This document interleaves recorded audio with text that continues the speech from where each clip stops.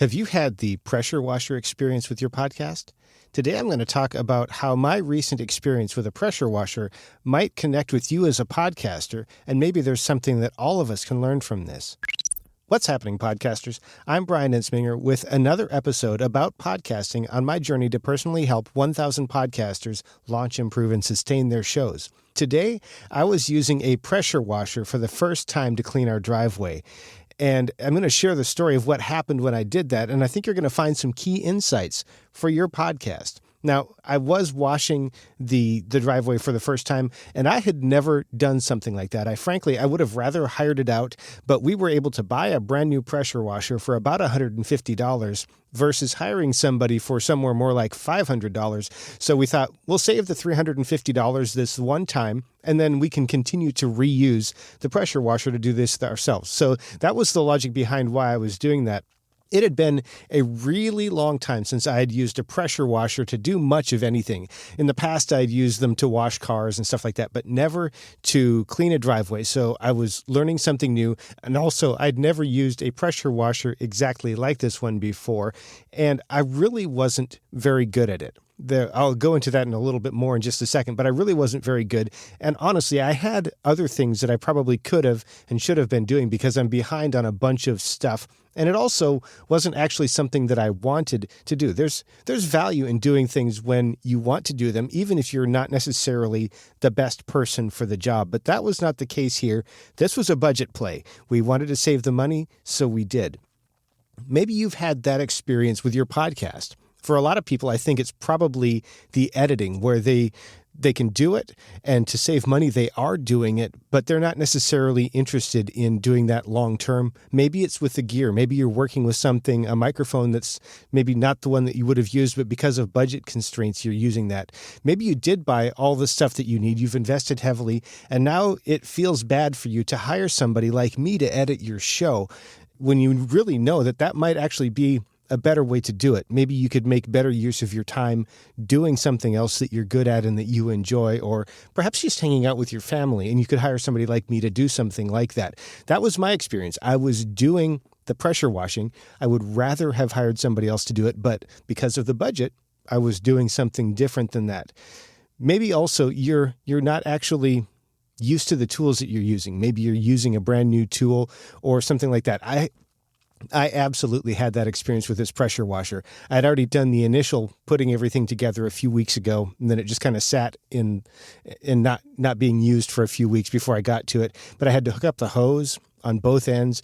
It had been winter, so I had to hook up another part of the hose. There were some connectors between the wand, had to plug everything in. There were a whole bunch of pieces that I had to put together. And then when I got all done, I realized I had 3 different nozzles to choose from to spray the driveway, and I wasn't quite sure which one to use. So I just picked the one that made sense, and I started using that, and it probably wasn't the most efficient. It did work, but it was this little tiny spray that just cleaned a little bit of the driveway for a while. So I used that for a while, and then I switched to another tool, another head for the thing that sprayed a wider swath, and I had to learn how to use that as well. And that reminds me of my podcast. When I first started, I was using GarageBand to edit the show.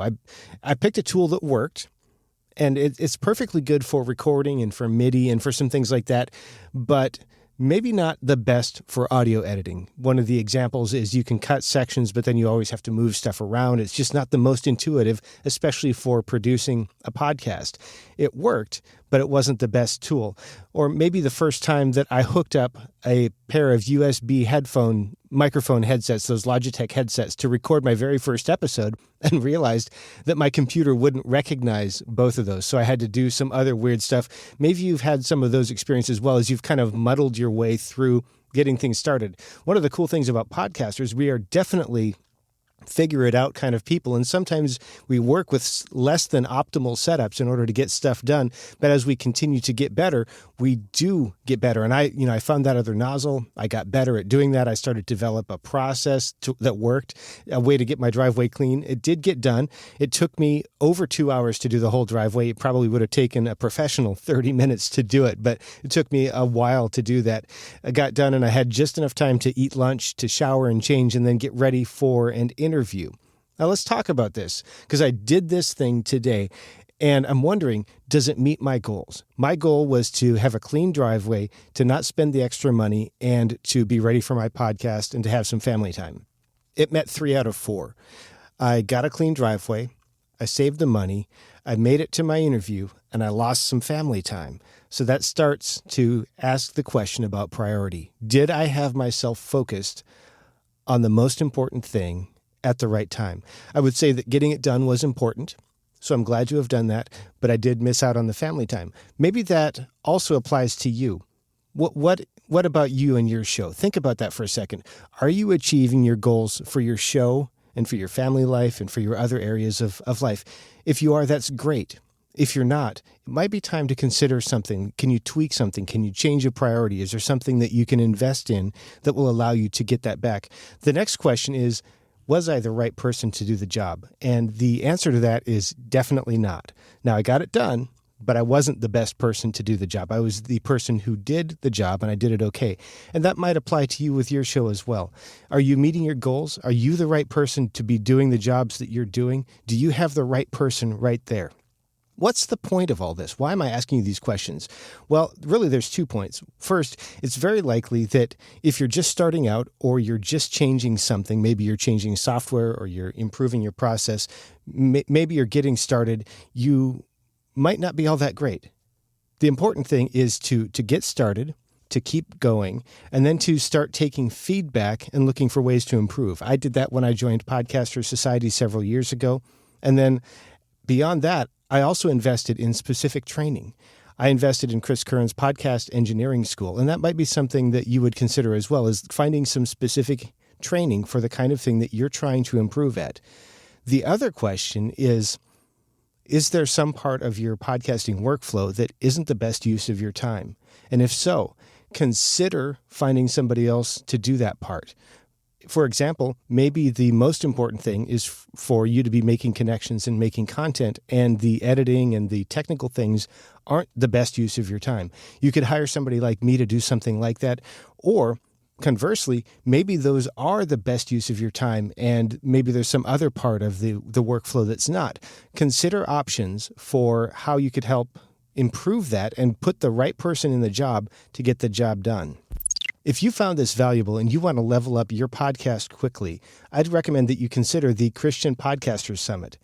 We won't be able to go specifically deep onto your show, but we will cover a broad range of topics to help you grow and improve your podcast. And I am working on some giveaways to go with the ticket if you use my affiliate link at toptieraudio.com/summit. Some things focused around audio quality for your show. And if you're interested, visit toptieraudio.com/summit.